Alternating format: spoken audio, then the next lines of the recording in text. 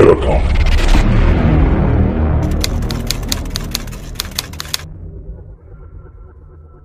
Assalamualaikum warahmatullahi wabarakatuh. Salam sukses bersama. Ketemu lagi di channel Roni Ray. Di video kali ini aku bakalan memberi sedikit informasi tentang menabung.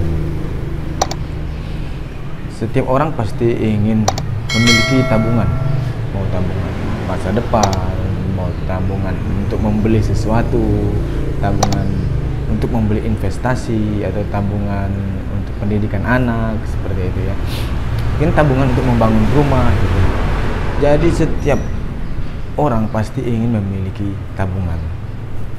Cuma banyak di antara kita semua yang tidak memiliki kesempatan, bukan tidak memiliki kesempatan mungkin ya, tapi menabung dengan cara yang kurang tepat.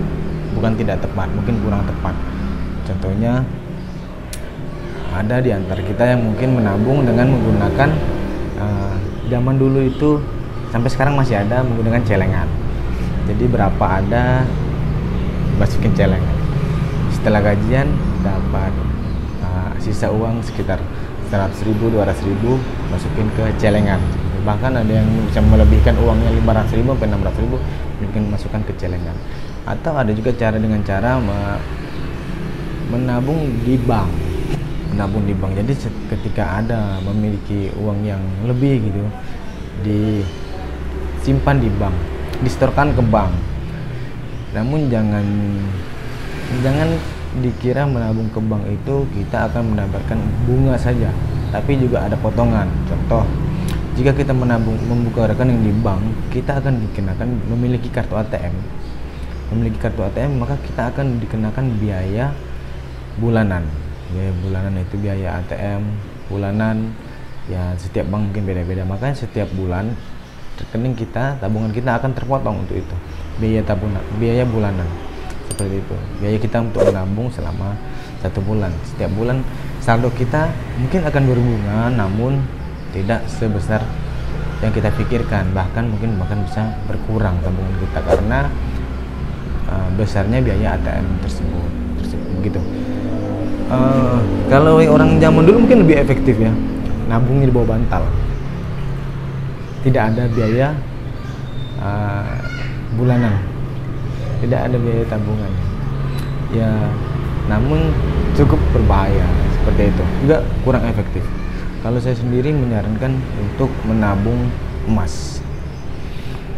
Kenapa harus menabung emas? Karena emas itu memiliki beberapa keuntungan. Pertama, emas tidak mengalami inflasi seperti itu.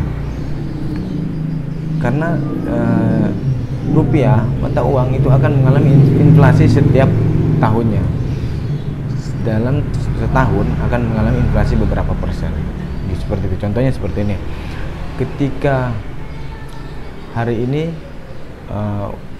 kita memiliki uang 50.000. Uang 50.000 hari ini, saat ini tahun 2020, kita masih bisa membeli, katakan saja, tas dengan harga 50.000. Tapi setelah 3 tahun ke depan, mungkin 2023 atau 2024 seperti itu, 50.000 sudah tidak lagi cukup untuk membeli tas karena mengalami inflasi, atau ada inflasi, harga tas mulai naik, semakin lama semakin naik. Maka uang 50.000 tersebut sudah tidak cukup lagi untuk digunakan untuk membeli tas. Itulah yang kita sebut inflasi, mengalami penurunan nilai seperti itu. Jadi bagaimana dengan emas? Kalau emas tidak mengalami inflasi karena dia akan ikut terus dengan nilai mata uang saat itu. Contoh, di 2020 harga emas saat ini mungkin 900.000 atau 800.000 lah, sekitaran segitu ya. Di 2024, 2023 ternyata harga emas naik menjadi 1 juta, contohnya seperti itu, atau 950.000 seperti itu. Dan ketika kita menjual emas tersebut, maka kita akan mengikuti harga emas pada saat itu. Seperti itu. Itu salah satu keuntungannya menabung dengan emas. Seperti ya. Tetapi emas kan harus belinya mahal dong. Jadi nabungnya nggak bisa sedikit-sedikit ya. Untuk sekarang ini sudah ada banyak cara untuk bagaimana untuk menabung emas. Contohnya di online shop, di Tokopedia, salah satunya di Tokopedia. Yang saya tahu sih di situ. Tokopedia itu ada sistem atau apa ya, cara untuk kita berinvestasi emas atau membeli emas dengan nominal yang terkecil, seperti itu. Nominal bahkan dimulai dari 10.000 kalau nggak salah saya. 10.000 kita bisa membeli emas dengan 0,0 sekian gram. Juga bisa dengan membeli emas per gram 1 gram. Oh, saya jelaskan sedikit. Saat ini saya berbicara tentang emas batangan ya, antam, emas antam. Jadi bukan emas perhiasan, karena perhiasan itu tidak dianjurkan untuk menabung. Perhiasan itu bahkan bisa memiliki penurunan nilai harga. Karena apa? Salah satunya, jika perhiasan sering digunakan, maka perhiasan tersebut akan rusak. Ketika emas rusak, maka nilai jualnya akan turun. Itu. Yang kedua, perhiasan itu ada beberapa jenis emasnya ya. Ada emas 22, ada emas 23, ada emas 24. Kalau kalian mungkin menabung dengan membeli perhiasan emas 24, mungkin sedikit lebih efektif.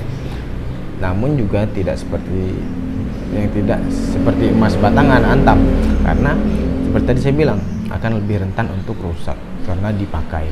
Seperti itu. Mungkin buat yang belum tahu antam, Aneka Tambang, perusahaan Aneka Tambang emas batangan, nanti saya akan tampilkan gambarnya di sini ya. Begitu. Jadi kita, menurut saya, menabung dengan emas antam atau batangan itu akan lebih efektif. Contoh, kita ingin membeli rumah. Jika KPR kan mungkin sedikit berat ya, kita bisa menabung dengan emas. Jadi kita membeli dulu emas 1 gram. Targetkan kita harus dengan nominal harga berapa rumah tersebut. Jadi kita harus menabung berapa gram untuk membeli rumah tersebut, seperti itu. Jadi kita bisa cicil, itu kita targetkan. Seperti itu kira-kira dengan harga emas. Menabung dengan emas. Emas juga memiliki keuntungan. Menabung emas menurut saya sangat mudah untuk diperjualbelikan ketika kita butuh uang ini. Sewaktu-waktu kita menabung, kita butuh uang, maka dengan sangat mudah untuk menjualnya. Ya mungkin salah satu dari keluarga atau kita sendiri mengalami sakit, membutuhkan uang tunai, maka emas sangat mudah untuk dicairkan. Hampir setiap orang mau membeli emas, tinggal bawa ke toko emas, atau bahkan saudara-saudara kita yang memiliki uang untuk membeli emas kita, pasti mereka mau, mereka tidak ragu. Seperti itu. Bank juga ada sekarang, bank juga menerima penjualan emas seperti itu, atau pegadaian, atau kita bisa menggadaikan emas kita di Mandiri Syariah. Karena untuk menggadaikan emas kita di Mandiri Syariah, kita hanya perlu membayar biaya titip selama 4 bulan. Jadi setelah 4 bulan, contoh kita membutuhkan uang 10 juta, seperti itu. Kita memiliki emas saat ini 20 gram, maka kita gadai emas kita 20 gram tersebut contohnya, atau bahkan nggak nyampe 20 gram, mungkin 15 gram ya, kita sebut saja 20 gram ya. Kita gadaikan emas kita 20 gram di Bank Mandiri Syariah, maka kita menerima uang nominal 10 juta ke rekening kita. Namun Apakah ada bunga? Oh tidak, saya rasa sih itu bukan bunga ya, karena itu adalah suatu sebutannya seperti apa ya, biaya titip, biaya kita menitipkan emas kita di bank tersebut. Jadi kita dikenakan biaya titip selama 4 bulan. 4 bulan ini maka kita setelah 4 bulan berjalan, maka kita wajib membayarkan emas kita plus biaya titip yang tadi yang dibebankan kepada kita. Seperti itu kira-kira. Namun jika kita tidak memiliki uang untuk membayarkan emas kita yang kita gadai, maka kita bisa hanya membayar biaya titip selama 4 bulan. Maka emas kita akan diperpanjang penitipannya 4 bulan ke depan. Seperti itu selanjutnya, seperti itu sampai kita memiliki uang untuk membayarkan emas kita. Seperti itu, tidak ada batasan, sangat bermanfaat. Namun ada keuntungan di situ jika kita tidak memiliki tempat di rumah, mungkin ragu untuk menyimpan emas di rumah. Kita bisa melakukan hal seperti itu. Kita menitip emas kita di bank, kemudian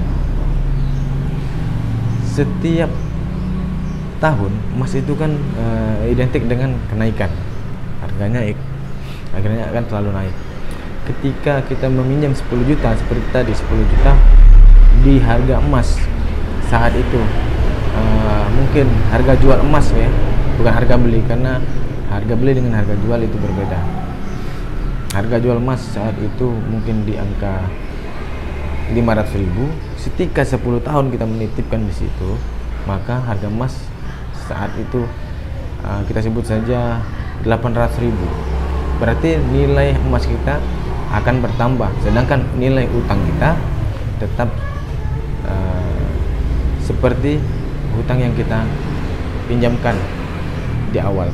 Contoh tadi 10 juta ya, setelah selama 10 tahun kita titipkan, emas menjadi harga jualnya 800.000, berarti nilai emas kita di bank saat itu adalah 16 juta.